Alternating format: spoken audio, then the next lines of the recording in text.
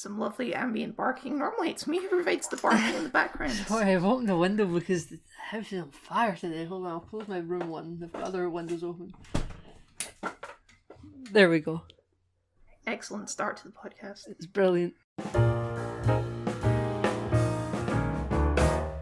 So, we've got stuff to discuss. There was a conference to which... There was many conferences. We're done with E3 season now. What happened to E3?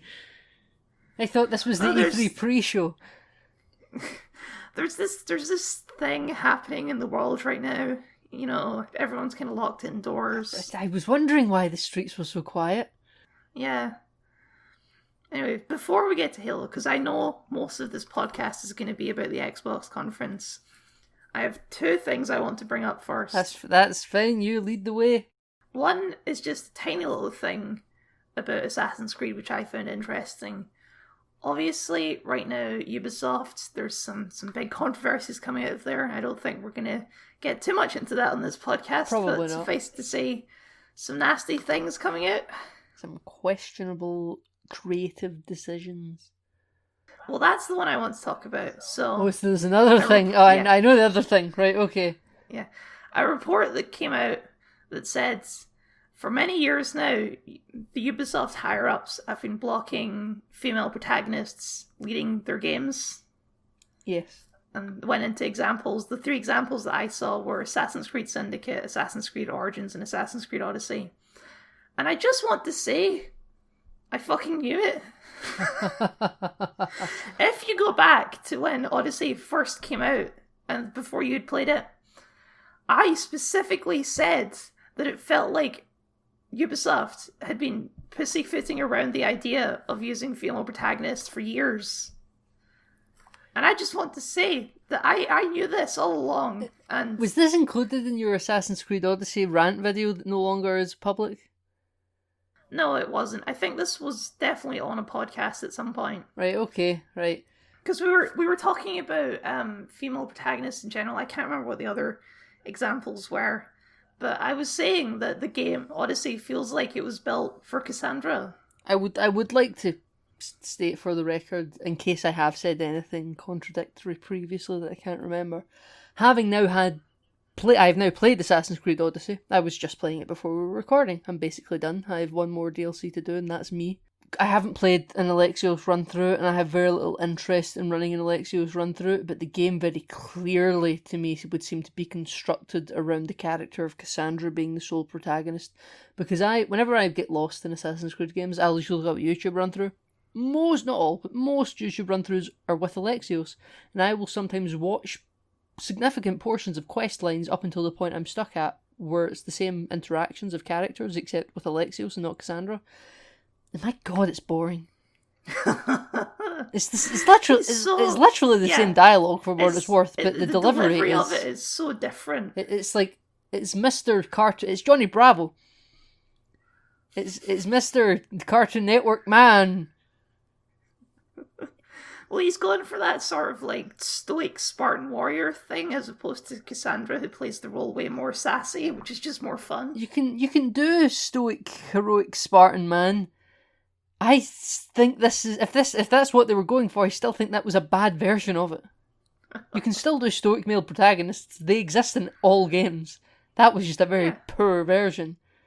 Not only have they given you an alternative to Cassandra instead of just sticking to their guns and making her the sole protagonist, the alt one they gave was just bad.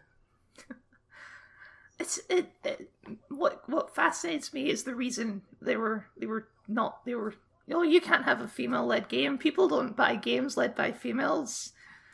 And it's just, the argument might have worked in the 90s. That really doesn't fly these days, because you've got, like, the Tomb Raider franchise. So yeah, I was just going to say, when you said 90s, I was like, even Tomb Raider? It's just, or, The Last of Us Part 2, or so many games it's not a big weird thing anymore. People are growing up and they can handle playing as a lady. I will say that the box art that ships for Assassin's Creed Odyssey, I think, would look completely lesser That was a completely garbled sentence. It would look not as good with the female on the front. It looks like it was made for a big, strong Spartan man. You can barely tell the difference, though. It's just something about the general shape. It looks like a masculine body type, you know? And okay. I just think that it would look better, it would look lesser if it was a female on the box art. You could do a completely different box art, though, that would make it either better or not an issue. But the way they drew it to me very clearly is like, this is supposed to be a man's driven game, and then you open up and install the disc, and it's very clearly not supposed to be. And again, Cassandra is a great character, but their box art's very misleading. Well, what are you gonna... The whole game is misleading. Even, like, there's very simple, subtle things that, when you pick which character you're gonna play, Alexios is on the left, and Cassandra's on the right. And generally, in English-speaking worlds, we read from left to right, so your choice will automatically go left. Just little subtle things that your brain might not notice. I mean, I would say typically in life, when we talk about male or female, we say the word male first, you know?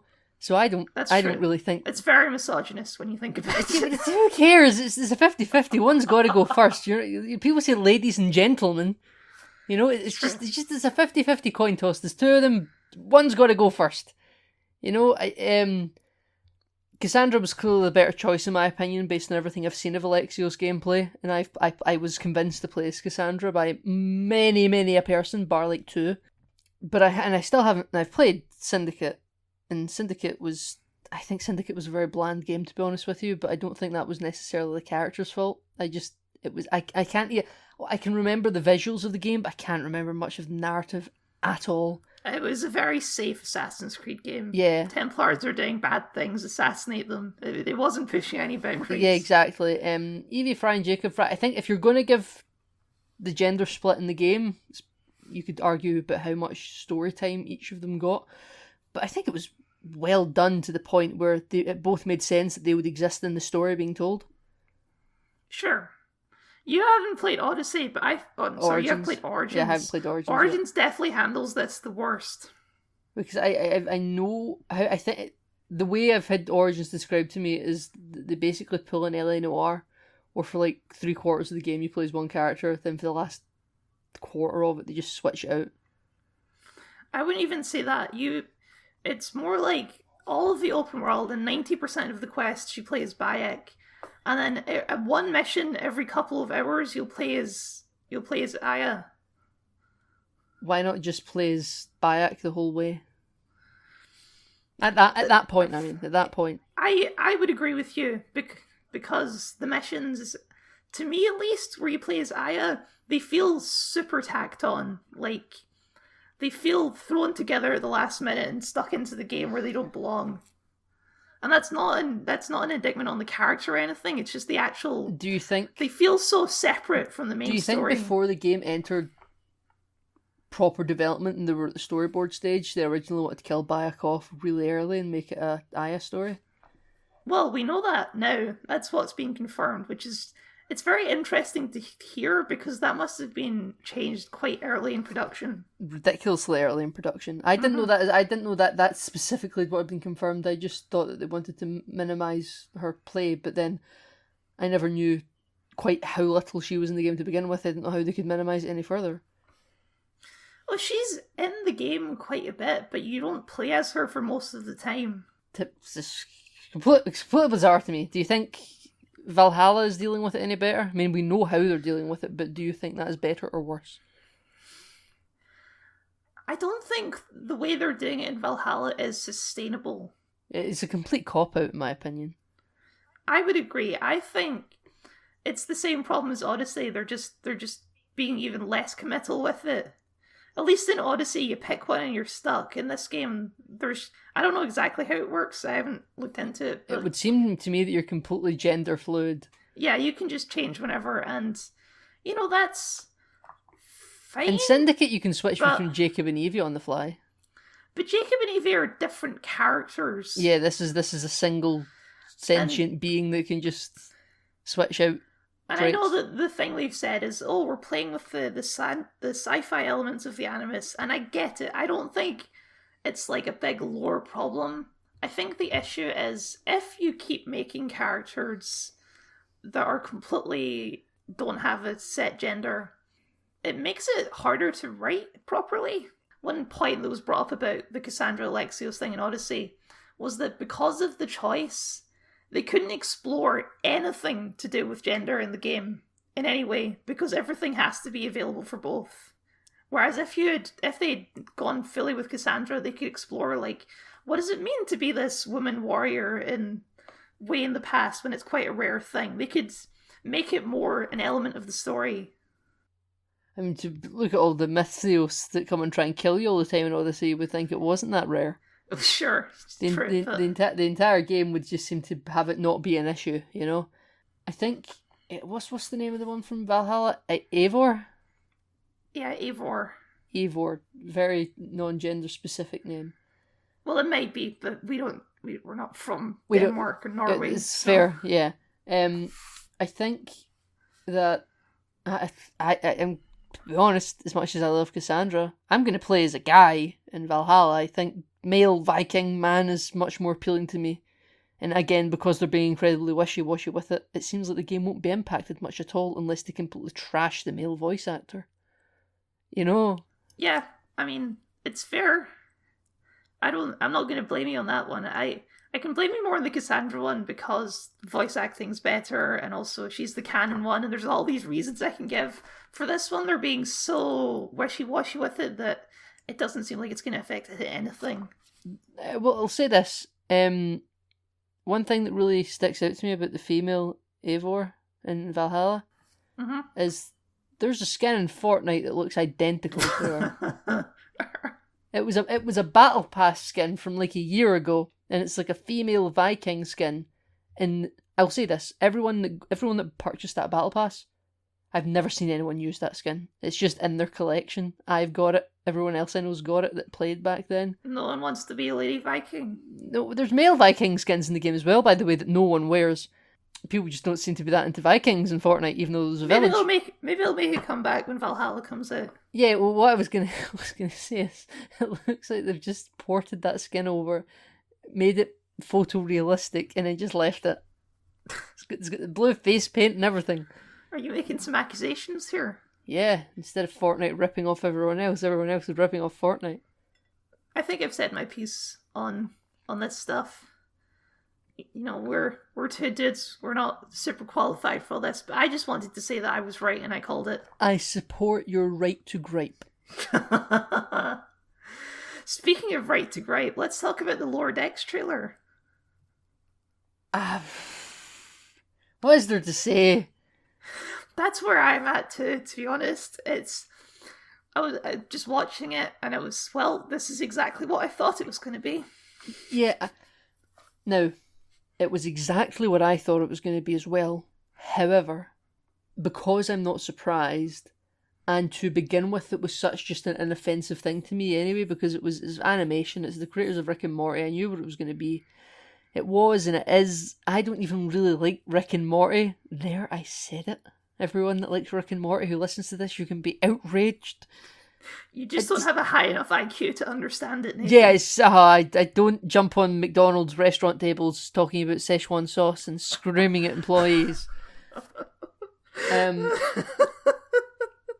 know, I know the pickle Rick thing, and you son Funny of a bitch. Shit I've ever seen. Yeah, it's great, and this. Again, maybe it's because it's in the realm of animation, it doesn't offend my Star Trek snobby sensibilities. Because I'm like, it's just doesn't really, its canon can be questionable. Sorry to the animated series as well. I don't care, sorry. It is what it is. It can just be a thing that exists. And you know, I'm probably going to watch it. Who am I kidding? It doesn't mean I'm going to like it. I'm probably going to watch it though. I mean, we have to. We have to at this point. We're too committed. Do you have anything else to add to the Lower Decks discussion? Because I feel like it's going to be really brief, by the way. Well, I would say I do agree, and I saw some comments on Twitter and the likes where people were, is this what Star Trek has become now? And my thought was, yes, if you've not been paying attention. This is where it's been going since... This is where it's been going for a while now. And if you said something to me, I think last week or the week before, and you said it's super weird. We are theoretically in a Star Trek golden age. Oh yeah. there's there's going to be like at least five running Star Trek shows at once coming up. Why are they all so bad? It's so interesting, isn't it? And you know what I have to say?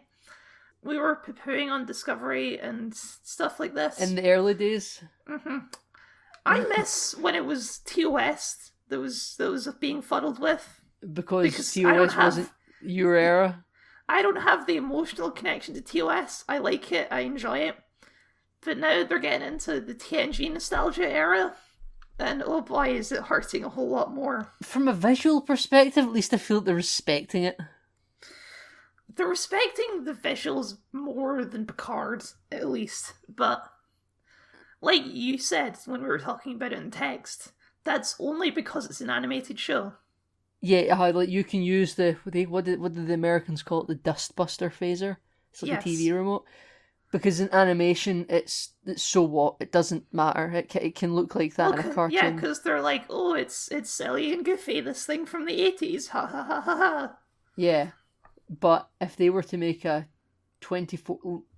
mid to late 24th century TNG era show now, set with DS9 and all that, everyone would have guns. They would have guns, yeah, they would have the Star Trek Picard pew pew pew pew guns. Yeah, I mean, even in TNG era when it was out, the phaser rifles were gunny. Sure. The phasers were TV remotes. The hand phasers, you know? We can get into all of this stuff about how phasers aren't really guns and all this, but that's a topic for a different time. There's one more addendum then to the Star Trek talk before I think we leap off to the main topic. Okay. That Nickelodeon show that we were totally really not sure if it was going to be made or not, just got a name. Yep. Star Trek Prodigy. And I've made my prediction. That is... Because they haven't revealed anything about the story yet, have they? They haven't. We just got a title card. There's not even any casting announcements. So given that name and the fact that it's a Nickelodeon show, I think it's about a child who becomes a captain of a starship. Oh, God. I thought it was going to be like an academy show. But, like, dumbed down. No, they're a prodigy. Because like, a Star Trek Starfleet Academy show has been talked about for at least 20 or 30 years now. And originally, like, I think there was talks of the 2009 movie taking in a lot of elements from the Starfleet Academy show concept from way back when, of seeing, like, a young Kirk and a young Spock in the Academy and all that. And obviously, the 2009 film went away with it, but yes. But I think that for a long time, we also weren't very clear on if the Rick and Morty Lower Deck show and the Nickelodeon one had kind of been fused together, but they hadn't really publicly announced it. But no, they're two completely distinct shows. And it's made me question... It's not made me question. It's made me kind of get a wider image of what... I think we've always kind of said it, but when you see it in practice, it kind of changes just your attitude towards it. I knew they were trying to turn Star Trek into this big multimedia... Yeah, they're going full MCU. Yeah. I knew that was kind of always what Alex Kurtzman wanted to do. Especially when his Mummy Dark Universe thing went down the fucking tubes. Yes. It's interesting, actually, that they're not working on any films. At least I don't think they are. There's a whole bunch of contract things right now with the Kelvin timeline and Bad Robot, and I think they probably will make a film again. I know they will make a film again at some point, but whether it'll be a reboot or a sequel, or they'll try and merge the Kelvin and Prime into one timeline again with some wishy timeline stuff, you know? And then suddenly you've got Captain Kirk with Sonequa Martin Green, what's her name, Michael Burnham, you know, and it's like a big crossover CW event where Ezra Miller Flash meets up with the Flash from the TV show. But I think that when you see things like, at least the MCU's all trying to be contemporary and it's all canon, how is Star Trek Prodigy going to interact with Star Trek Picard? Now, the answer is I don't think it will. No, but not a chance. What's the point? It's kind of like the Netflix Marvel shows where it's so tonally different. At least I'm assuming it's a Nickelodeon kids show. It's not going to have violent murder rampages in it. So they really just can't interact. They can't interact, but they could totally interact with the 1980s Next Generation. Sure. Oh, 100%. Lower Decks is going to have a whole bunch of cameos in it. That's not even a question. Voice actors or not? Oh, they can get the TNG cast as voice actors. They're not doing anything. They can get Michael Dorn in for a war. Michael Dorn does plenty of voice acting. Yeah, he'd be up for it. They would totally be up for it. I'm just thinking, do we know precisely when it's set in TNG area? Is it concurrent with TNG? Is it Voyager? It looks. I think they've said it's TNG. it's somewhere between TNG and Picard. That's a big window, and those uniforms aren't. Those uniforms are. It's supposed to be the uniforms between the grey war uniforms and the ones we see in the Picard flashbacks. They're like the in between. Right. Okay. Right. So it's sometime after Voyager then. Yes, sometime after Voyager. Right. Okay. Right. That's fair. Well, we look forward to Lower Decks that actually doesn't have an international distribution release yet, so maybe I'll never see it. I don't know if I am looking. I really can't say I'm looking forward to it. I'm sorry. I was being sarcastic. They released like an extended clip of the first episode, like the premiere episode, and I was blown away by how unfunny it was. Well, maybe that's just because we don't like Rick and Morty. Maybe Rick and Morty fans will kill to like this. It seems like they're just trying to pump people in from different fandoms at this point. Like Star Trek. Come on, Rick and Morty fans. This is a Rick and Morty Star Trek show. Pumping in everyone except Star Trek fans. They're like pumping out the people that existed in the container whilst flowing in new material. Like, we've still got Strange New Worlds to be kind of hopeful for. And oh boy, that Section 31 show. Oh my god. I'm thinking about making a video about Section 31 just as a concept. Oh, I would love to see it, Kyle. I've been really heavily pimping out your Naruto one, by the way. Oh, thanks. It hasn't been working, but I know. I've been shouting it. I've been shouting at some people saying, "Watch it," and they're like, "We will," and I send them a link daily. I take it you liked it then. Right. So I mean, I know bugger all about Naruto, Kyle. You know this, but I found your video sufficiently entertaining enough that I watched it twice. Oh, thank you. I found it very sufficiently entertaining enough just as a concept and a discussion of characters and how a show that can be still a good show, subjectively of course, can handle certain aspects so poorly. But despite handling it so poorly, it can still be a good show elsewhere. And I dressed up fancy. So. You dressed up fancy. I thought you should have buttoned your shirt up. No, you gotta let the chest hair show. Kyle, it was too much. Too much for a cartoon. For a cartoon. The prude in me came out. I was like, button it up and at least drink some red wine, Kyle, with that red shirt. I bet it was ginger ale. Please. I fucking knew it wasn't alcohol. Of course it wasn't alcohol. Because people that watch that don't know you will be like, oh, you went for it. That's not fucking alcohol.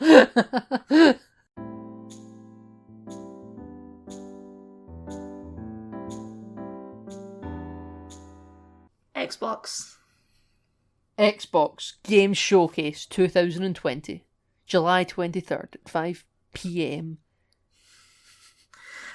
I would describe it as a very average conference. It wasn't great, it wasn't terrible, it was sufficient. It got the job done. Did it even get the job done, Kyle? I would say it got the job done. I'd like to say, ladies and gentlemen, Kyle missed the opening, which was the only part I was most sleeping. people cared about. I missed Halo and I watched the rest of it. You know, there wasn't a huge amount of games that I was overly, except for the very end, which they were successful to end on, which is Fable, which we can talk about because they revealed nothing. They revealed Stephen Fry, which is enough. They revealed Stephen Fry is the narrator for at least the trailer. I mean, he's in Fable 2 and 3, so if they bring him back... I know he's a returning Fable. But if this is one of those games that they take 5 years to make and Stephen Fry dies... No, don't say that. No, I know, I don't want him to die. Stephen Fry is a beloved national treasure of the United Kingdom, and again, I can only drool over his ability to narrate the Harry Potter books, but games take so long to develop, but they announce them so far in advance. It just gets my hopes up for changing concepts. This was very clearly just an announcement trailer. Yeah, remember when they first announced? This is very early production right now. Remember when they first announced Halo Infinite in late 2018? Yep. And it was like the mysterious trailer and you see the helmet at the end. That was 2018, and I thought, we're not going to get to 2021. Now, it was technically late 2020, but we'll get there with things that we need to discuss about this game. But even though it's coming out in 2020, I don't think we're going to have I want to game finish for a on while. Halo, because we're probably going to talk about the Halo stuff for like an hour. Yeah, we will. Just wanted to talk about, in general, the Xbox conference. It didn't blow me away at any point. I saw some people saying, like, oh, it's a more mature console generation for... They're going in for a more mature audience, and I just don't agree. I saw a YouTube thumbnail and video title that said that. I never watched it. I thought it was all fluff. I didn't see anything that led me down that direction at all. Right, well, I saw a direct YouTube video title that said this is supposed to be a mature console for gamers, whatever. Adults. Yeah, and I never clicked it. The word mature was used. That's why you've reminded me of it. And I was like, this is clickbait. I'm not saying it's clickbait, but it's trying to bait me, is what it wants to create some sort of response, either positive or negative, to either stir the fanboy in me or go, well, actually. Yeah, I'm not saying about myself. The word mature feels immature to me. Is that just me? It's like, oh, it's for adults. It's mature. I think you're being immature with that assessment. But mature, like, it means developed, and I would say that. Listen, I watched that, and I think it was very Xbox. Nothing. It was very Xbox. Nothing. I was surprised, Kyle. Their ID Xbox thing wasn't even in the main showcase, was it? No, it wasn't. I saw an IGN YouTube video like a few hours later that done the ID Xbox thing, and it was like an official Xbox thing, and they showed like Grounded. They showed all, maybe they didn't show Grounded, but they showed all that kind of ID Xbox stuff, and it was all like, it looked like all their graphics were from Splatoon or something. Everything was like paint blasted and all that. It was just like a montage through every single game. And I was like, why wasn't this in the main showcase? I was disappointed. Where's my favourite love of ID Xbox? It is weird. That is normally the thing they hit on. And I always enjoy the ID Xbox thing, where it's just a little flash of all these smaller games with much more unique and varied art styles, but, whatever. Yeah, whatever. We got 3 different horror games, so we get State of Decay 3. Mm-hmm. Are we going to get like one State of Decay per generation? I guess so. I guess that's where we're going. The first State of Decay was like right at the end. Arcades, yeah. Yeah, it was right at the end though. I think even the Xbox One had been announced by the time it came out. Mm-hmm. Then State of Decay 2 was first half of Xbox One. Not day one. It got quite consistent support, I think. Yeah, no, I think people liked it. And then State of Decay 3 has been announced, and it's turned into like this franchise, and I just completely bypassed it, but there's no reason. Yeah, it's a zombie game, so of course I'm not playing it. Of course you're not going to touch it with a 10-foot barge pole, but I think maybe I would, but I feel like I've been ambushed into this franchise, and I'm kind of like, I don't want to go back and play it. I've got no interest. I want to jump in somewhere. But I found the entire... See, when I said it was very Xbox, the entire conference, very Xbox. I mean that in the good and the bad. It was professional, but nothing ever went, whoa, I need to buy this today. I need to click. Where's the pre-order button? To be fair, I can't think of anything that at the PlayStation conference that really blew me away either, so. People clap and cheer when they show, not this year, but when they show like a Last of Us 2 trailer or something. Sure. People were like, whoa, here we go. Titan of Gaming is getting its sequel, long awaited. Well, obviously they hoped that Halo was their big blow-away moment, and it wasn't, and we'll get to that. Yeah. Grounded caught my interest. Grounded looks interesting. Obsidian, they make good stuff that I don't play because I don't particularly enjoy their style. Yeah, well, I think... But this looks very outside their wheelhouse, which is interesting. It does, and I thought the marketing was quite good. If you're waiting for the biggest game... Wait for Cyberpunk. That's very good. I like that. I even got a pop-up on my Xbox just as I turned it off before we started recording to be like, pre-install Grounded today, Game Pass user. Yeah, we'll see. Maybe I will. Because the one that again, turning gaming into a subscription model is totally... I've said it before and I'll say it again. I'll say it until everyone knows. gaming as a subscription is what they're doing. All games you saw today are available on Game Pass. Oh, yeah. Whoa! Mm-hmm. And why did they become Krusty the Clown? that'd be no, I thought that was a shit one. I can't do it, Kyle. It's been too long. I can't do it. I used to be able to do the Krusty the Clown laugh really well. I'm sorry. I didn't mean to poke at You've harsh memory. You hurt me, Kyle. I thought I could do it, and then you've set me up and I can't do it. I'm just trying to be wacky, inflatable, arm-flailing tube man voice. Buy it now, you know? It's just... I like gaming as a subscription because I get, like, Sea of Thieves and Red Dead 2, and now we're getting Destiny 2's the expansion stuff. That actually, somehow that felt like the biggest announcement there. Oh, hey, you can get Destiny 2 and all of the expansions on Game Pass. Destiny 2 somehow has that been... felt big. Destiny 2 has been free to play for like a year now. Sure, but the expansions aren't. Yeah, the expansions aren't. And me and friend of the show, Ryan, we are quite bummed that we paid full price for this game for like maybe 9 months later to go free to play. And Destiny 1 was never free, but Destiny 1 was never free to play. We had no reason to believe that was the direction they were heading. And now this is free to play and you get DLC, and now we're kind of thinking we might get back into Destiny 2 again now that the DLC is free because we weren't paying another penny to it. Mm-hmm. And it is a big get for them. I know I wonder if it's because they're not tied to Activision anymore. It's possible. It's an interesting swap because they have been a very heavy PlayStation on Destiny. I still think they will be, by the way. I think this is a purely business move. It's not that they're giving us anything. Sure, but it feels more, hey, we're not taking sides anymore. It's entirely possible. I mean, even Activision got first preference on for Call of Duty on PlayStation for the last few years. They used to all be about Xbox, and then they switched to PlayStation. It might totally have been an Activision thing that gave Bungie first-party treatment to PlayStation. But now that they're free, they maybe they are. Maybe you're right. They're just sitting in the middle, you know. But I still think that they'll maybe if we will see if maybe because you know they would always add like strikes and missions and stuff to PlayStation for like a year first. It was a timed exclusive. If they continue to do that, then we will know definitively what this is.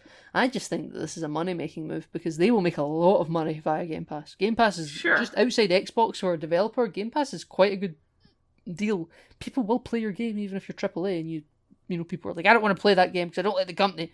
It's on Game Pass. I'm paying for Game Pass. There's lots of games on Game Pass that I wouldn't have played otherwise. Yeah, as a consumer, I do enjoy it for that.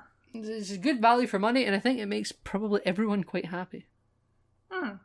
Unless you have a stance against the subscription model, because I've got some friends that they only want to pay for gold so they can play online, and they flat out refuse to do Game Pass because they know there's just games on it and they're never going to play. I've succeeded. I know I won't play 2/3 of all games on Game Pass. It's like the Netflix thing, though. You're not going to watch everything on Netflix. The same friend in question here didn't want to get Netflix for a long time either, and then they did because I can't remember, another friend of theirs or something was getting it and they chipped in. It's the way of the future. I'm shocked that Xbox is the one who's really pioneering the subscription stuff. I think Xbox has always been like that, though. Even now, until the end of time, people will make fun of the original Xbox One unveiling, right? TV, multimedia console, Xbox One. It was supposed to be an all-in-one media center for games and TV and all that, right? I was explaining this to my mum the other day, and even she realised that was a terrible idea. Yeah, it went down poorly. But I think in some ways they might have actually been ahead of their time. One single media console that does everything. Now, when your entire pre-existing customer base is gamers, they don't care about that. But to bring in, kind of like what Alex Kurtzman's doing with Star Trek, if you're trying to bring in new people, you've kind of got to be bold and switch it up a little bit. You know? You're going to completely alienate your pre-existing fan base. But if you're trying to bring in new people, I think it's probably a way to go. And Phil Spencer, who we love and pray at the altar of for Xbox, he's definitely made it more about games. But overall, I think the Xbox ethos has kind of stayed the same, just under a significant rebrand. They're still doing different stuff that the competition aren't doing, and it's all around kind of subscription-based services and kind of media as well. It still is like you can do everything on Xbox One. Like it's cooked into it. Sure. You can't take that stuff out. You can't take that stuff. There'd be no reason to take it out. There's been no reason to, and I don't think the Series X is going to take it out either, by the way. I think even the dashboard for Xbox Series X is going to be... It's going to be different, but remarkably similar. Should we get into Halo, then? Yes, we should get into Halo. We're judging this on a couple trailers and 8 minutes of gameplay, so really we don't know that much more than we did before. In fact, I would say we don't know anything more than we did before. So I think I'm basing it on a little bit more than that, to be honest with you, because after the conference they done like a virtual meeting, press conference if you like, with YouTube creators in the Halo space and outlets like IGN and that sort. And they all kind of got different questions and different answers, and some of them got kind of more long-form private meetings, and they would get exclusive questions and answers, so you could go to like 10 different YouTube channels and find out new legitimate information about the game. Okay, you definitely know more than I do then, because I haven't done any of this sort of research. Right, okay, so this is... At the start of the recording, ladies and gentlemen, I happened to mention to Kel that I've got no notes as usual, but I have done quite a bit of research into the Halo factor, so this is where it'll come in handy. The Halo... I didn't know they were going to... I thought they were going to close with Halo. So when the show started, I was just home from work. And I was kind of getting changed, and I was doing stuff around the house with it playing in the background, watching the countdown go down, and I was switching streams and Twitch streams just to see what the shortest delay. And at one point, I was finally getting changed out of work stuff, and this weird trailer came on. And I was like, I think this might be Halo, because it was like a cinematic trailer about them making the Mjolnir armor. You know, it was good, you know, but at first it was unclear, and I was getting ready, and I had to quickly, pull my t-shirt down over my face so I could see what I wanted to watch. I was like, well, they're doing Halo now at the start? Oh my god. And I sat down, and I got comfortable, and I had my drink, and I was so bored.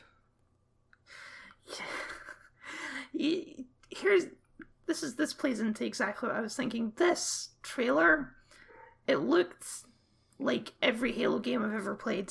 I mean, so I disagree. I think what it looks like, some people are thinking this is going to be like a hybrid of Halo 3 and Halo 5. I think it's going to be a hybrid of Halo 1 and Halo 5. I'm not seeing a lot of Halo 5, to be honest with you. So sprint and clamber. And, okay, fair enough. Yeah. What? It maybe not a mix of every... It looks so generic. It doesn't look boundary pushing in any way. So this was an early build that apparently was captured like a year ago or something, like maybe 9 months ago. After the show had ended, they posted like a gameplay trailer to YouTube. It was like 1 minute and 9 seconds long, and it wasn't just of the footage of the gameplay that they showed at the showcase. Again, it was like they showed a couple more things in that. They showed a couple more things, but if you compare like certain weapons that were in both. The one that they showed on YouTube that was significantly, graphically speaking, it was significantly better. And it was clearly footage that was captured a lot more recently on a different build of the game, because this build, even it says, press A to start demo on the Halo Infinite thing. And the first thing I thought, is this, like I knew it was all pre-recorded, but I thought maybe the fact that they acknowledged that it was a demo instead of just trying to hide the start menus and whatnot, I thought that, maybe this was going to be a demo that we could all play publicly, you know? I kind of got that impression too, but no, it was just a little visual joke, I guess. I don't know. Maybe it was they knew it looked shit, and they were like, we need to put something in here that clarifies that we know this is a demo. Don't worry, this isn't the final game. I don't think it looked like... I've seen some people saying... I thought that the Brit at the end looked kind of under-textured in a weird way, but overall, I thought or we kind of agreed this in the chat the other day, that it looks like zoomed in Halo Wars. Yeah. And that's not just a critique of the graphics and the textures. That's actually just the art style of it. It looks like a zoomed in RTS. Yeah, so from my point of view, you see a lot of graphical clipping and popping. Like when he's going up that elevator at some point in the gameplay trailer, and you're supposed to get this great view of the area, and you can go everywhere in the area. As a way to show off the power of their new console, it was an interesting choice, to say the least. You could see everything clipping in and loading in all at once. Assassin's Creed Odyssey looks better than that. Yes. And didn't look next gen at all, and I think that's because this is going to be an Xbox One, and then it will smart delivery upgrade to the Series X at no extra cost. Ha ha ha ha! Because we're consumer friendly, remember? And I think that it's possible that because they want this to be like a transgenerational game, they are held down by the lowest common denominator. That's an odd move. If you can't do it on the Xbox One, at this point they should really be making it a launch title. I see. Yeah, I think they should be as well, or maybe we still don't. I don't even think we have a precise launch date yet. By the way, and it's supposed to be coming out by the end of this year. It just said holiday this year. Yeah. Maybe it will be a launch title, but it's also going to be available on. But it's also going to be cross-platform, I believe, to Xbox One. So if I had a Series X and you had an Xbox One, we could play it together, Kyle, is what I'm saying. And because it's going to be cross-play, everything's just clipped down to the previous generation. They're not making it an exclusive to the Series X. And I think it's because they're trying to merge generations. PlayStation 4 and PlayStation 5 are clear-cut generations. But I think I said this in the last time we recorded. They're turning consoles into like smartphones, where you can get 3 different versions of the iPhone 11, but it's still the iPhone 11. You can get maybe 2 different Series X's if the rumored Series S is a real thing, but they're still the series generation, if you like. And this is a more general thing, but I saw some posts comparing the Halo 5 faces to... Not Halo 5, Halo Infinite faces to, like, The Last of Us 2, and first off, I don't think that's a fair comparison in any way. Neither do I. Halo wasn't photorealistic. But second off, just in general, I feel we've hit kind of a plateau in graphics right now, where we're so close to lifelike at this point, and I know people say, like, the original Mario was so close to lifelike, but I feel like this is a more fair comparison these days. We're really close, and it's, as opposed to these big leaps between generations, it doesn't feel like there's a big leap in generations this time. You know, the 360 to the One, that felt like a big leap in graphics when you compare Assassin's Creed Unity to Assassin's Creed 4. You can see a huge difference there, right? You can. But this time, going between games, I'm not seeing a huge difference. Any of the games shown at the conferences this year look like they could be run on current gen to me. I agree. I've seen nothing so far from the Xbox or indeed PlayStation that looks next gen. I've seen, and they keep talking about zero loading screens, but they kind of show little like animations here or there. That's clearly a hidden loading screen. So you're lying. It's like in Destiny where you see the ships flying to places. That's just a loading screen. They're hiding it well. I think it was you who said a while ago that this generation will probably be the last one to have a disk drive. You said to have a disk drive, but I'm starting to think more generally, maybe. I mean, well, this will be the last generation period. Possibly. Before they just become kind of upgrades over time, like smartphones. Maybe not, but I'm not seeing how much further they can push graphically until they just, to me at least, like something like you've said this about the Call of Duty ones and cutscenes, and I'm going to say it about The Last of Us 2. Games, they can trick your eyes looking photorealistic at this point. Yeah, we've passed. We're there. We're on the other side of the uncanny valley. It is creepy sometimes. You make the disconnect in your head that you're not watching live action, but for cutscenes, absolutely. For gameplay, it still looks like a game for a lot of times. Yeah, but we're close, and it's going to be a slow curve to get there at this point. It's not going to be big leaps and bounds anymore. No, it's going to be small incremental updates over time, and then it won't be until you compare 5 games apart you're like, oh, that's actually one reasonable big update, you know. Yes. But I think people talk about that with like Teslas and smartphones and stuff. Like you get little upgrades here or there, and you're not really supposed to buy every new iPhone that comes out. You're just supposed to buy one every 3 models, and you'll find that it's quite a big update. Mm-hmm. So I will say that back to the Halo Infinite. You speak about the brute at the end. Yes. So he's. I have thoughts about that brute at the end. Yeah. So I would like to say that he is the head of the banished forces on that ring, by the way. Okay. He is Atriox is. This comes into the things that 343 Industries have said to YouTube and content creators and journalists after the conference, by the way, it'll play into. Because they talk about how this Halo wants to be a platform for the future, which makes me think this is going to be a lot more like Destiny than they're willing to admit. But when you say that he looks very generic Mr. Man, lack of personality, he's just an evil kind of gorilla character that could exist in any science fiction video game ever. He's just a monster. You don't even really quite register that he's a brute. From the line was to the Covenant, you're a demon. To the humans, you're a hero. To us, you're prey.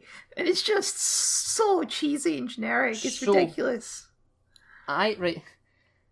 Now, we've spoken about this quite a lot because me and you, with some friends, have been replaying Halo. Yes. And we speak about how much... A couple of our friends have never played it before, and we're guiding them through it. Oh, indeed. It is wild. And we've spoke about ad nauseum how great Halo music is. Yes. And I don't know how true that's been for Halo 5 and Halo 4. A couple of things. Halo 4 and 5, they've got a couple tracks that you can remember, but it's not like Halo 2 and 3 where every single thing that comes on, you're like, oh, that's so good. That's so good. Yeah, you get really excited and you get pumped up. Now, I think Halo Infinite is a step back to the Halo we love musically, because see when that brute is talking? Mm-hmm. Now, you could say it's all cheesy all you like, but I'm not saying the original Halo games aren't cheesy, by the way. Yeah, uh-huh. I don't mean to imply that cheese is bad. It's more the genericness of them. When he's talking, he's like, "Die well, Spartan," and "This is amazing, and this is my last fight, and I can't wait to take you down. The UNSC lost this war months ago," and the music just starts blasting, and it's all dramatic and all that. I think if he was just saying that and it was like sinister undertones, it'd be really boring. But see when that the Halo music's blaring over him and it's all dramatic, I think it's great. I totally buy into him, actually. Now, I don't know who he is, and when he says this is going to be his last big fight, I'm like, oh, are you retiring soon? Oh. And like... He's 2 weeks from retirement. He's golden watch. Yeah, he's 2 weeks from retirement. Aatrox is going to like give him a signed picture of him or something. I don't know. And then... like, he's clearly, I think, going to try and take down the Master Chief, and the Master Chief's going to fight him. But the music just completely sold me. If there's one thing about this gameplay thing that I thought was not generic at all, it was the Halo music. It was so Halo. It was so Halo. I got to be honest, I don't actually remember the music from that scene. Rewatch it. I've watched it a few times, and my God, it gets the blood pumping, Kyle. I'll tell you that much. I'll tell you that. It's weird, because no matter what, right... We're going to get into Halo spoilers things at this point. Right now we're just talking more generic. Yeah. The Banished from Halo Wars 2. Halo Wars 2, great good time. Great villain for that game. Yeah.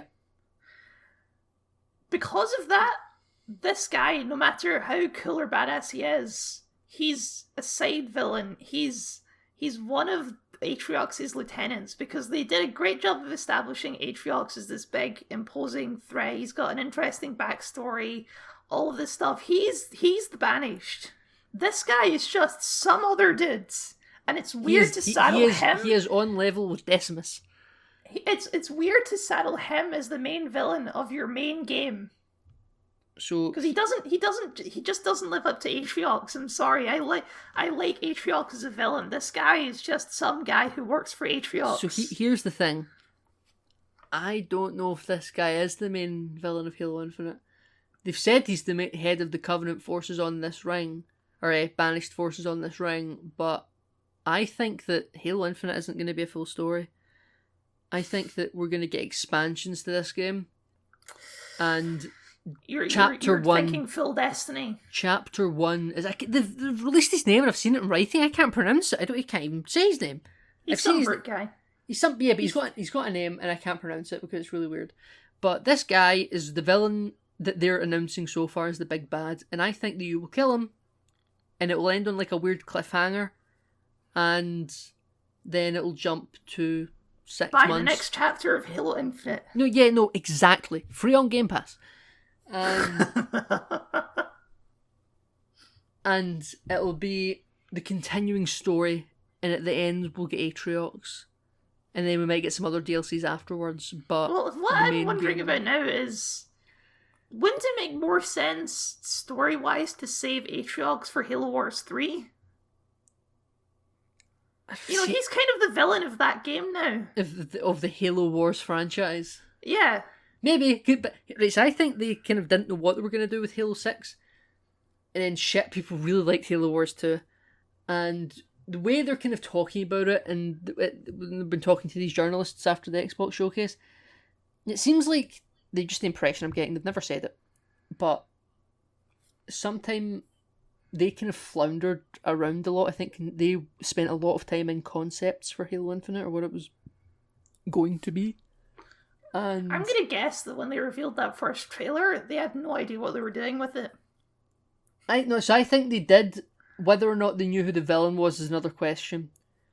I think that it was highly conceptual. We want it to be open world, and like Halo was supposed to be, from the Macworld trailer and from Halo 1's Silent Cartographer and Halo 1's Halo mission, where you come out the escape pod. They're leaning heavy on Halo 1, which is an interesting choice. Which is aged. It's aged. I don't care what people say about it with their nostalgia goggles on. I replayed Halo 1 recently and I wanted to kill myself.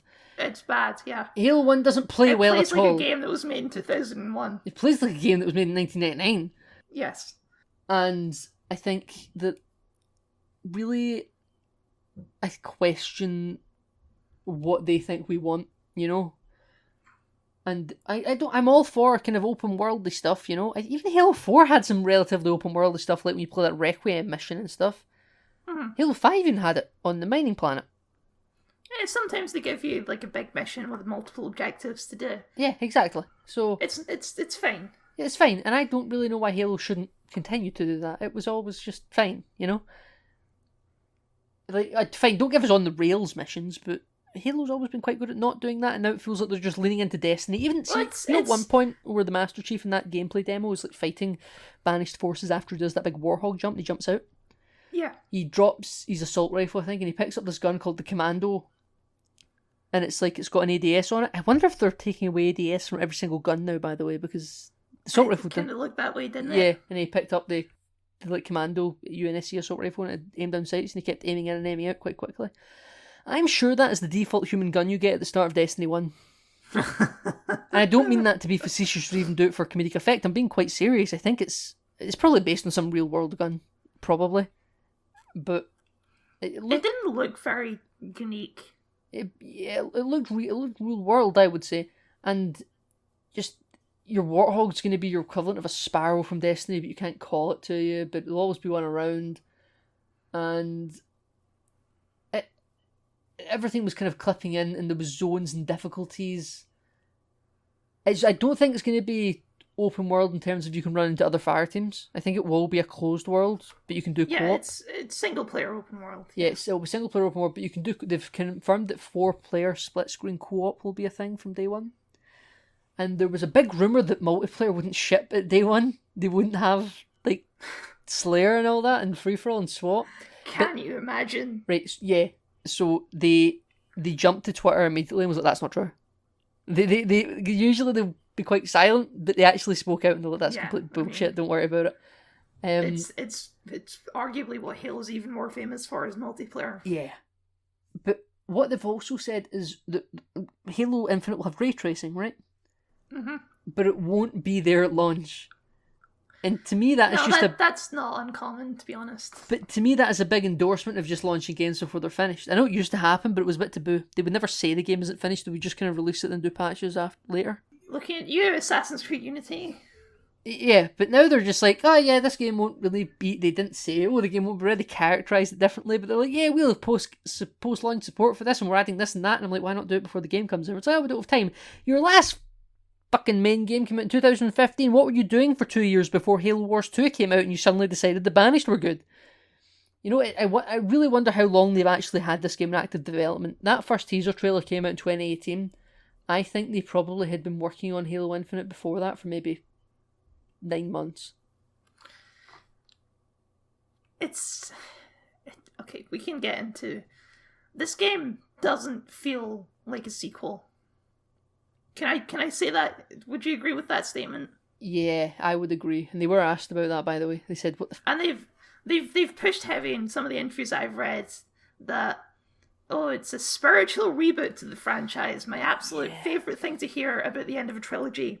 Because this does not feel like the end of a trilogy in any way, and they're not even pushing it like that. This is not a Halo 3. Remember when 343 started with Halo and Halo 4? They were like, this is the Reclaimer trilogy. And then at some point, just before Halo 5 came out, they renamed it to the Reclaimer Saga. And maybe that's because they realised that Halo 5 wasn't going to be very coherent with Halo 4, and then they've realised that people didn't like Halo 5 and are suddenly being like, oh, we just don't care anymore. They've said it's exactly the same as Star Wars. Yeah. Beat for beat, it's the same thing where they clearly didn't have a plan for what they were going to do with it. First, people didn't like elements of 4, so they made a bunch of different stuff for Halo 5. People didn't like Halo 5, so they're doing a bunch of different stuff again for Halo Infinite. I wonder how many people were going to even be excited for Infinite, though, because people were excited for Rise of Skywalker.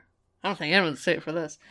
They didn't. They said that didn't sell it. They said they really didn't sell it. The gameplay demo that we saw was set quite a few hours into the game, and people asked them about, well, where the hell's Fireteam Osiris and whatnot, and they answered with this is a spiritual reboot. You don't have to play any other Halo games before, but there will be answers for people who played Halo 5. Now, I don't know if that's going to be post the gameplay demo we saw or pre. The implication I'm getting is that this is going to be a situation where the chief kind of can't remember. Like, see when the pilot man wakes him up, and he's like, "We lost. The UNSC lost this war for this ring." Chief might have amnesia and not remember what happened in the war, and this game might be a series of unraveling what actually happened. And finding out that Fireteam Osiris gets slaughtered. And maybe the start of this game you'll play as Agent Locke and Fireteam Osiris and you'll get murdered and it'll cut to black and it'll be like 6 months later. And God, I hope not. That would be annoying. The game starts off like the end of Halo Reach. I know. They've done this before, and I can't think of an exact example before. Like, oh, people didn't like this character. Oh, they won't mind if we just murder them horribly. I think it was, I'm thinking of GTA 5. When you kill one of the characters from GTA 4 and your first mission is Trevor. He was from the DLC Lost in the Damned. Yeah, right? and no one played Lost in the Damned, so they were like, fuck it, let's just kill this guy, who cares? I don't even think most people noticed. Yeah. I noticed because I'm a nerd, but I think most people wouldn't have even noticed. I played the Ballad of Gay Tony. But Halo 5 and Locke isn't that, because Locke and Fireteam Osiris, they are the main characters, unarguably, of Halo 5. Yes. And I think they should have gone all the way with that, but that's... you can watch my video if you want to learn more about that. But... it would be... It's very... It's not a sequel. It's so strange, and they're not even pretending that it is. They're not. They're being like that. We are focusing and putting Master Chief back to the center of this franchise again. About him by himself on a Halo ring. I bet even the co-op campaign will just be you playing as clones of Master Chief. Probably. By the way, I don't even think there'll be other characters. I agree. It definitely seems that way. And no, at least multiplayer, right? Maybe it's weird, but that's not my image of Halo. That's Halo 1, and they kind of tried to do that again with Halo 4 already. They tried to go back to Halo 1, and people weren't super on board with that. They weren't. I think people they give a lot of credit to CE and its legacy, and that's fair. Halo 2 is the big one, though. Halo 2 is the one that everyone rants and raves about. Yeah, but I think that's because more people probably played that game. People get a lot of reverence to Halo CE, but just because they give a lot of respect to what it done, I don't think that means. And it doesn't mean it defines the franchise. Yeah, and I also don't think it means that that's what they want to play again. This was good for its time. Like see when I saw they still had clamber and sprint, I was like, oh, thank God, because I was semi convinced that they were going to go back to like a fast floating movement speed from Halo 3. It did look still kind of floaty though. I think that might just be the aspect of it being like early demo stuff, but the sprint features in the game, you see them sprint and clambers in the game. This is the other thing, because you've been using the early demo thing a lot as like an excuse basically for why everything sucks. why the fuck would you use an early demo as the launch for your new console? All your big event. You're using this old demo with unfinished textures and everything's clipping in. That's a terrible idea. No, it's a terrible idea, but I think it's because they don't have a lot to show. This game's supposed to be launching at the end of this year, and I think everything that looks better is probably really buggy. This was a stable early version of the game that was a completely stable demo, and any other elements they could add would break it. So they couldn't show you a more up-to-date one because something in it would be broken, and this was like a stable, isolated little version that worked. It was a nice little Faraday cage that was stable from an earlier build. And that's what they showed. And again, I think that this game probably has had a lot of early stage rewrites and stuff to it when they realised that people gravitated towards the Banished. Because I know that the Banished weren't what they meant to be the main villain for this game. I don't know it, but I can intuitively know it based on everything that I'm seeing. And I really think this is a lot of floundering, you know. Mm-hmm. The weapons looked quite different, but this new Bulldog shotgun doesn't look as good as the original Halo shotgun. But I think they'll both be in the game, to be honest with you. You've got a grappling hook. A grappling hook felt really weightless to me. It didn't feel like you were, hauling a big piece of armor up a cliff with a person inside it. It felt like you were floating around. It looked like it reminded me of Far Cry. I've not played Far Cry. Just the open world exploring. You've got you don't have a grappling hook exactly, but you do have a climbing rope that you can climb up cliffs and stuff. All of it reminded me of Far Cry. They have that in Syndicate. That you can just it's grapple hook. Assassin's Creed Syndicate? Yeah. Sure, but that's a completely different style of game. Nah, you can Far Cry is a first-person open-world shooter. You can completely launch up the Houses of Parliament. I remember you can play as Batman in Syndicate. You're really dragging me off topic right now. Go ahead. I've lost me.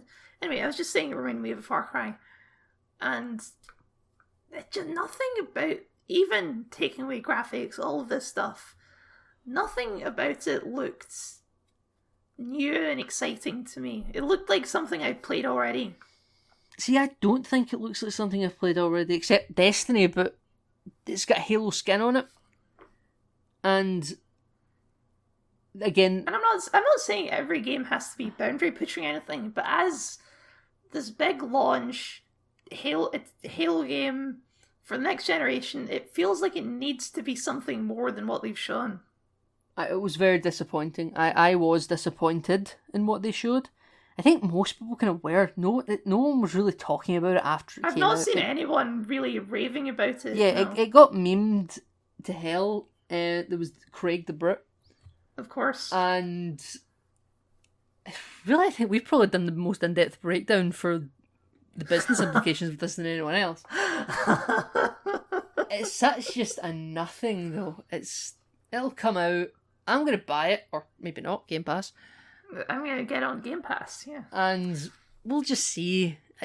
Because this is supposedly coming out by the end of this year, we're more than halfway through this year. They need to start pumping stuff out. And that's not just also for Halo Infinite. It's for this entire next generation, the series. Yeah. They never even showed a price for this. And I think PlayStation and Xbox, they're waiting for someone to blink and release the price first, so that they can undercut. That's just how business works. I think that PlayStation have been sitting cushy for a few months thinking we don't need to release the price because Xbox have a showcase coming up where they'll release their price and then we can adjust our price accordingly and fuck them over. Xbox said, fuck that, I'm not telling you my price even though this is the only proper time I could do it where it doesn't seem random, and now you need to do it. It's like they're pulling hot potato and it's just a cold war. Who's going to fire the first shot? And again, I'm looking at my calendar clock on my computer screen right now. It's the 7th month of the year and this is coming out in the 12th. Mm-hmm. Where's the trailers? Where's the prices? Where's the polished cinematic trailers that are supposed to sell your average person that watches it on TV when they're eating their dinner at night? Nothing's here. What is this generation supposed to be? And they've also spoke about how a lot of the stuff they're doing, they're working from home right now. But a lot of this is digital. It's not like you need to be sitting in the same room as someone. Yeah. Yeah.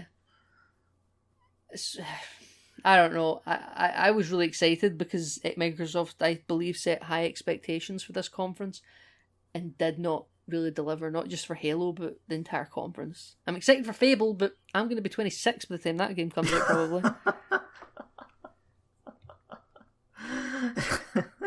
And you know I'm not even lying. No, you're not.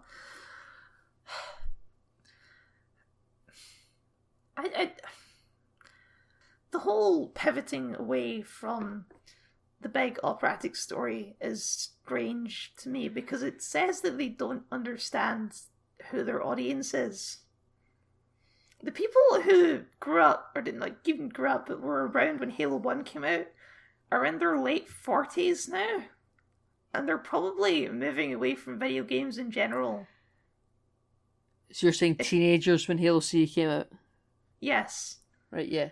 If they were like our age, they would be in their early 40s now. Yes. But again, Halo 2 and 3 are what made the franchise so big, and they're the ones they leaned heavy into big, dramatic storytelling. All the stuff with the Arbiter, all of stuff between Master Chief and Cortana, all of this stuff is introduced in Halo 2 and 3, and those are the popular ones. Halo 1 isn't the popular one. People like it. They liked it at the time. It got a sequel. But it's not the popular one. It's not. It got the ball rolling. Whenever people talk about if they were to do like a film adaptation of the original Halo trilogy, Halo 1's the hardest one to do because there's nothing there. Halo 1 is very bare bones. Halo, I said this recently in our playthrough of the games. Halo 2 is a film. There's gameplay in it, but it's a film, especially with the anniversary graphics. Halo 3 to a certain extent is a film, but Halo 3 kind of suffered from a lot of production issues. I know Halo 2 did as well, but Halo 2 landed on its feet. With age, I wonder how much Halo 3 actually did land on its feet, to be honest with you. The multiplayer is fine, but the story's a bit... Still has some great moments, though. It's some great moments. Halo 3 deserves the reverence it gets. Don't get me wrong. I'm just talking about how much it comes across as a film in a piece of storytelling, you know? But Halo 2 is fantastic, and Halo 3 is also amazing. And they're very cinematic games. They are. Yes. And we want kind of more of that, and we want kind of proper characters. And I wonder how much we've gone from having characters to just having caricatures. Because Halo 4 kind of tried to blur the lines between the two approaches. It had the big character moments between Cortana and Chief, but it was still a lot of exploring this alien planet thing. I like Halo 4, man. I don't like Halo 4, but it's not because of that. It's because I don't like Master Chief. Yeah. But heresy. And Halo 5, it really leaned back into the big, dramatic, lots of characters, story stuff. I'd arguably say that was too crowded. Possibly. You've got 8 main characters. It does get a bit crowded. You can only remember 3 of them. I can't remember all of them, please. I can remember their names, but how many do you care about? There's 3 of them. For you, there's probably 2. I like Fireteam Osiris. Tanaka and Vale, I don't know anything about them except one's fluent in Sangheili. She was raised on a spaceship. She learned Sangheili. It's fucking who cares? Tanaka grew up on a planet that was glassed. It's so empty on it, man. And now, issues with Halo 5 aside, I still think a story should commit to the story it wants to tell. I agree. Now, I have problems with The Last Jedi, but I would much have preferred Episode 9 at least try and wrap up the story instead of sideswipe it. If you've got problems with it, you can work that into the sequel and, you can redeem make it a complete story. Yes. Yeah. You can totally land on your feet. If you throw something up in the air, then end, you can still land it on your feet if you do a satisfying conclusion, but if you just try and pretend that nothing was thrown up in the air for the sequel, you're not going to make it a satisfying conclusion at all. Now, I know, we don't have confirmation on this, but that looks exactly what they're doing with Infinite. Yeah. The fact that it's not called Halo 6 is a big clue to that, obviously. They did say when Halo 5 came out they were moving away from numbers. That's why Halo 5 wasn't just called Halo 5, it was called Halo 5 Guardians. That was the beginning of their phase out of numbered Halo games. The fact that they're calling it a soft reboot and stuff like this. The spiritual reboot is the thing. Yeah, that's where I'm like, oh, so this is what you're doing, eh? Turns out the original art style coming back wasn't to the same extent we thought. No, it's a strange half and half. Yeah, I think the UNSC, because in that trailer we saw with like all the UNSC stuff, and then it went red and said deceased. That was the original UNSC logo in Oni, and it said Infinity, and it was. I think the UNSC probably for the large part, like the human stuff, has probably gone back to our Bungie era stuff. I know the Warthog still looked quite 343, but maybe that was it was either an earlier build. Tanks on the back and stuff. Yeah, it was either because it was an earlier build, or maybe like me, everyone quite likes the 343 era Warthog. I quite like it. And then the grunts, it's the 343 grunts, and I'm not actually big on the 343 grunts. I think they look a bit too kind of. I'm not big on the 343 anything. I think the 343 grunts look a bit bubbly. And can we just talk about how, apart from the brutes, nothing looked particularly banished? No, I got that. I mean, like the jackals just look like jackals. They looked. I don't know if that's again because it's an early build. And it's fucking stupid that we have to keep saying that. I'm sorry, but it's ridiculous that we have to keep making this clear that it's an early build. Yeah, it should be clear that this is the kind of representation of the game they're trying to sell us. Exactly. But in that trailer, all of the Covenant, they just look like Covenant. Even the brutes didn't look super banished to me.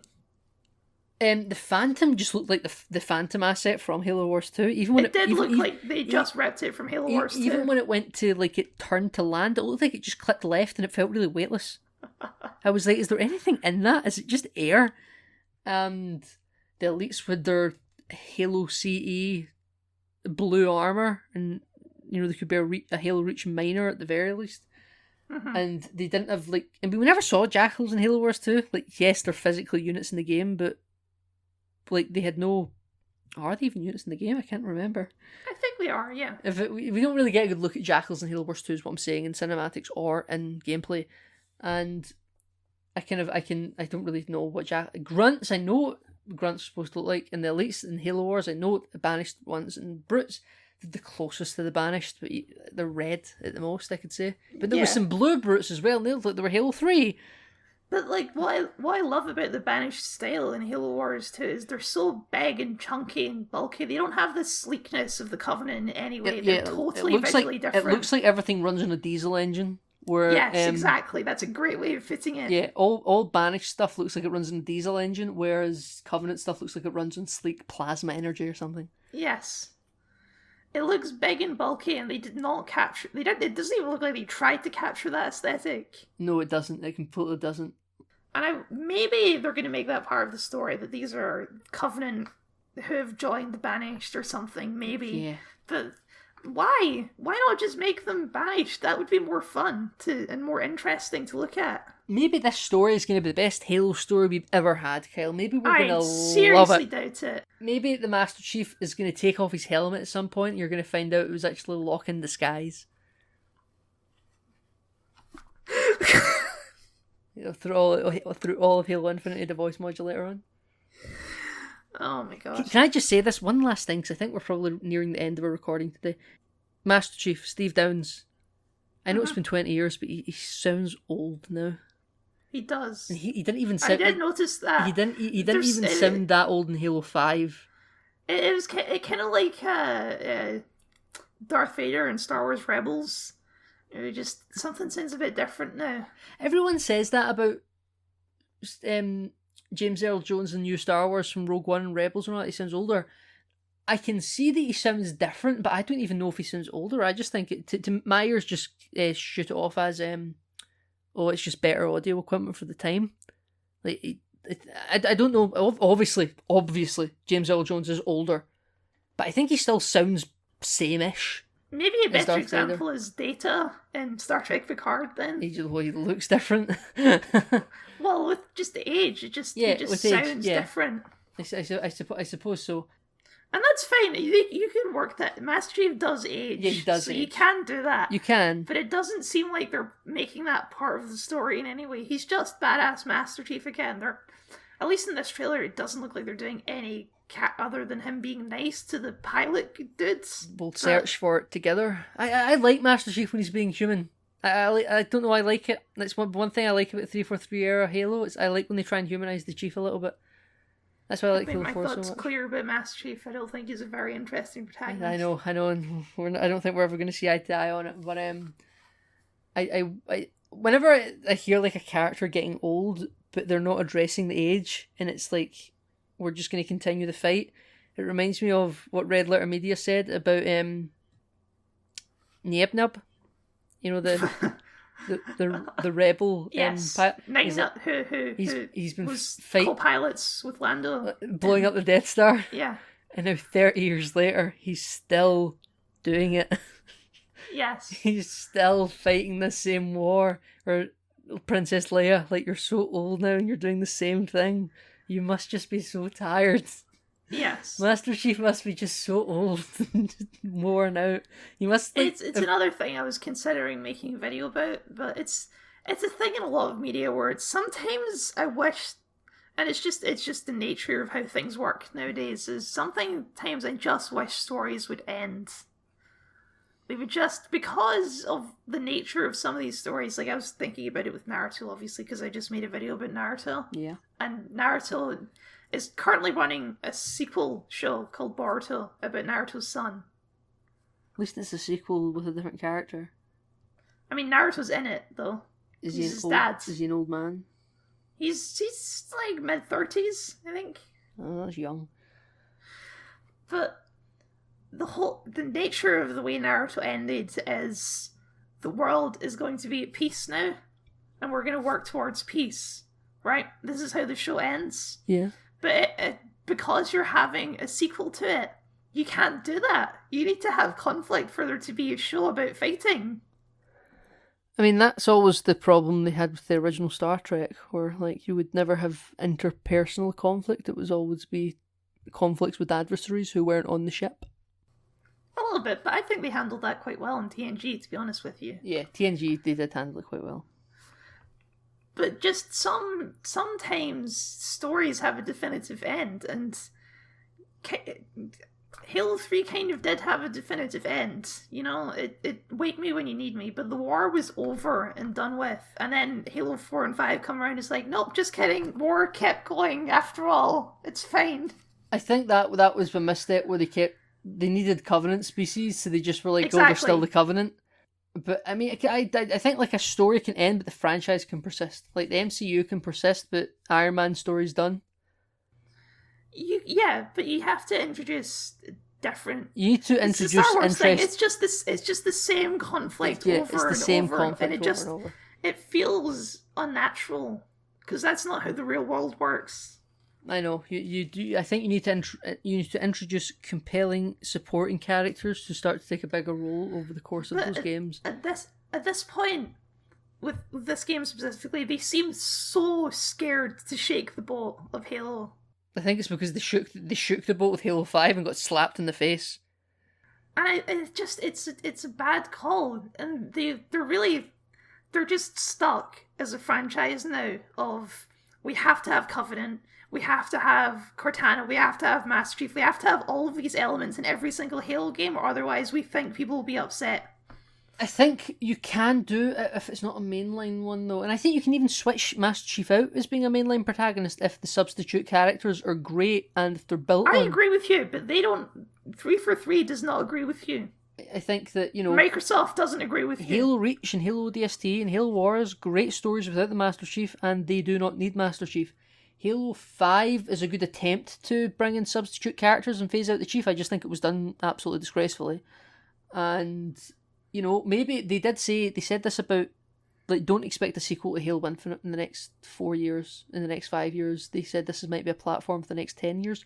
Also something Bungie said about Destiny, by the way, so it's very similar. And I think, like, they could go halfway through Halo Infinite's life cycle into the year, like, 2023 or something, or 2024, and be like, okay, we're maybe ready to phase in a new character, and they could do some great expansion pack that's story focused, that has got a new Spartan in it, maybe a lady for the modern times that we're in. And because it's still a game featuring the Master Chief, and if the game's great, if Halo Infinite's great, this could be a really good Master Chief story, and then we get the supporting character that comes in, and by the end of it, you're still playing as Master Chief when you're doing free roam or whatever, but then when they make a sequel to Halo Infinite, whenever that is, this expansion story that was in Halo Infinite is sufficient enough that you just phase in this new character. I just I don't see this right now where we're at. I don't see this game being a smash success. I don't see it happening. If it indeed is a game that's built to be a marathon and not a sprint, I agree that maybe at first it will be a complete flop, but over time it will be a success. I don't think it'll be a flop. Not a flop. Flop's wrong, but I don't think people are going to be screaming. Absolutely average. It's not going to blow anyone away. It's not going to smash records. It's just going to be a game that you pick up and play and finish, and that's it. Depends how good the multiplayer is. We know nothing about the multiplayer. We know zilch about it, except that it'll be with the game at launch. We know that you'll be able to pick up the grappling hook as an equipment drop. Yeah, they said grapple hook and all will get moved into multiplayer, but it'll function a wee bit differently. Because I think in the campaign, the grapple hook and other equipments like that wall, it's like a one-way shield barrier you can shoot through, which is in Destiny, by the way. Yes, I know. Like in the campaign, it's just a thing you've got on you that recharges. Whereas in the multiplayer, it's probably going to be a pickup like that one-way bubble shield type thing where you pick it up and it's got like 3 uses or something. It's just as a hardcore Halo fan, there's way more games that I'm way more excited for this year. You know, like Star Wars Squadrons. Even I'm way more excited for Star Wars Squadrons than I am for a Halo game. Maybe I'm just getting apathetic to the whole idea of the gaming industry, but I'm not really overly excited for any game that's currently about to come out any more than I am any other game that's coming out. Halo Infinite, Star Wars Squadrons, Assassin's Creed Valhalla, I'm all just equal for. I'm all just flat out the same level of anticipation, and that's, I'll play it when it comes out, but I'm not sitting going, oh my god, 3 days till I'm gonna play it. No, I'm not sitting like that either. Now, I will say that Halo will always... I'll have rose-tinted goggles on for it. Like, I'll always play it before I will play the other games. If they all came out at the same time, I'd play Halo first. But I'm not excited for it anymore. The one game that I'm still excited for, and I said this when we got the E3 show last year, I think, is that 12-minute game. You know that one where... that little indie game? Yeah, with the home invasion and you just keep respawning until you find out how to like deal with the issue, and it's like a murder. Is that not out yet? I don't know if it's out. It's the ID Xbox thing advertised it there. It's like, it's still coming. I don't know if it's out. I don't know. Maybe it is out and I've misinterpreted the trailer, but I was reminded of it just the other day. And I was like, yeah, I want to play that game. That's at least got me kind of interested. No other game has me interested. Give me Firewatch 2, you cowards. You're gonna go full Mr. Indie Game Snob. Indie Game Snob. I don't play your AAA batteries anymore. I'm all about the small indie developers. I am ID at Xbox. You don't play nearly enough indie games to make that I don't. I still haven't finished Coffee Talk. No. Still waiting for your review. You'll get it in the next episode of Name Not Included. What?